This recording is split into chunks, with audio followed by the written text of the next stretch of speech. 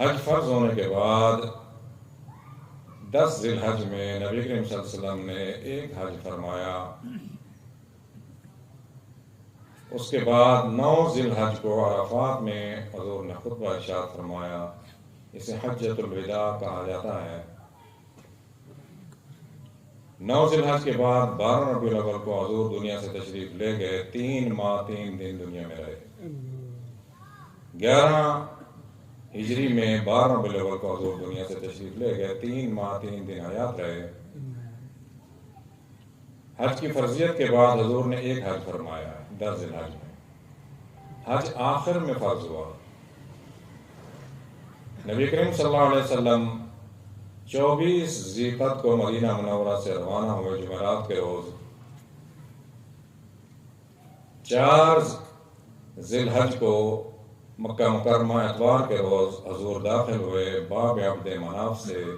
اس وقت اس کا نام باب عبد مناف تھا. ابھی سے باب السلام کہا جاتا ہے. یہاں سے حضور داخل ہوئے.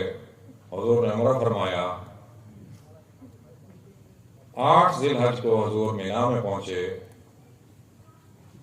9 ذی الحج کو جمعہ کے دن حضور عرفات میں موجود تھے. حضور نے خطبہ ارشاد فرمایا.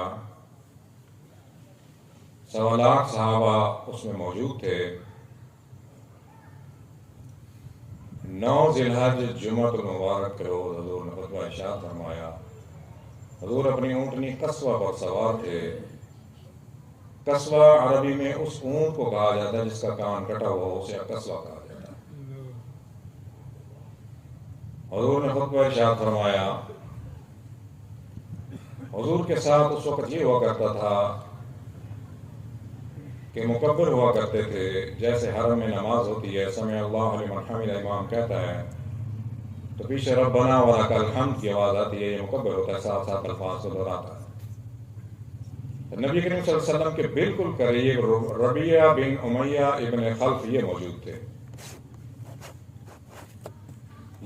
تھے. جو الفاظ نبی کریم صلی اللہ علیہ وسلم ادا فرماتے یہ ان الفاظ کو دہراتے, پھر اسی طرح آگے آگے آگے بات پہنچتی.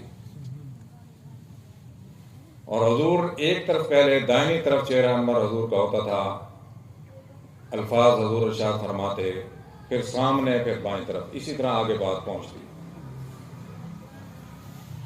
دستور یہ تھا اس وقت بات پہنچانے کا. کہ سب خطبہ سنائیں یا ترجمہ سنائیں, یا خطبہ اور ترجمہ دونوں سنائیں؟ دونوں سنائیں. پھر سب کچھ آپ کے پاس چلا گیا, ہمارے پاس کیا رہ گیا؟ حلوہ پہلے آپ کے پاس ہے.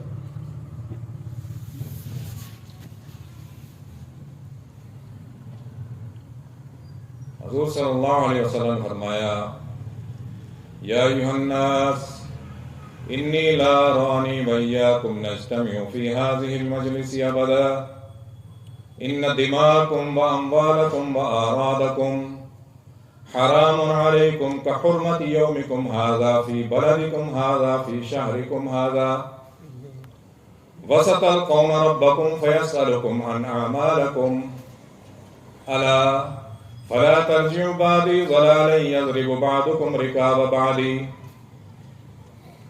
الا كل شيء من امر الجاهلية تحت قدمي موضوع ودماء الجاهلية موضوعة وان اول تحد من دمائنا دماء ابن الربيعة ابن الحارث كان مسترضعا في بني سعد فقتله هذيل ورباء الجاهلية موضوع واول رباء عدو من ربائنا ربا عباس بن عبد المطلب فإنه موضوع كله فاتقوا الله في النساء فإنكم أخذتموهن بأمان الله واستحللتم فروجهن بكلمة الله ولكم عليهن ألا يوطئن فروشكم وهدا تكرهونه فإن فعلن ذلك فاضربوهن ضربا غير مضرب ولهن عليكم رزقهن وكسوتهن بالمعروف وقد تركتم فيكم ما لم تزلوا بعده إن اعتصمتم به كتاب الله أيها الناس إنه لا نبي بعدي ولا أمة بعدكم ألا فاعبدوا ربكم وصلوا خمسكم وصوموا شهركم وأدوا زكاة أموالكم طيبة بها أنفسكم وحجوا بيت ربكم وأطيعوا ولاة أمركم تدخلوا جنته وأنتم تسألون عني فماذا أنتم قائلون قالوا نشهد أنك قد بلغت وأديت ونصحت فقال بإصبع السبابة يرفعها إلى السماء وينكتها إلى الناس اللهم اشهد اللهم اشهد اللهم اشهد ألا ليبلغ الشاهد الغائب فلعل بعد من يبلغني أن يكون أوآله من بعد من سمع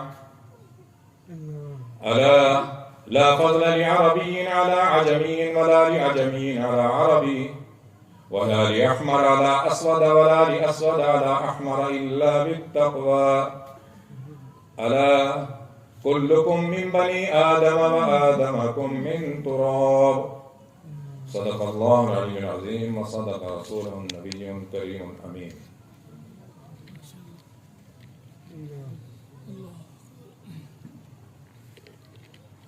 نبی کریم صلی اللہ علیہ وسلم نے فرمایا، یہ نبی کریم صلی اللہ علیہ وسلم کا خطبہ حج یہ احکامات الہیہ کا مجموعہ ہے.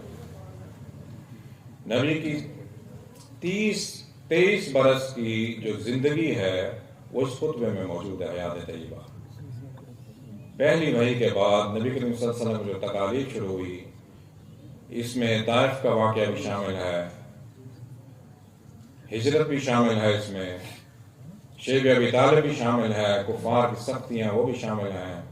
حضور نے ہجرت فرمائی ابراہیم علیہ السلام سے لے کے حضور تک 4000 سال کا آبائی وطن چھوڑا. اس کے بعد جنگیں ہوئی، حضور صلی اللہ علیہ وسلم جنگ میں زخمی ہوئے. آخر میں یہ حج فرض کیا گیا ہے. یہ مالی اور بدنی دونوں عبادات ہیں. 23 برس اس میں خطبے میں موجود ہے. احکامات الہیہ کا مجموعہ ہے.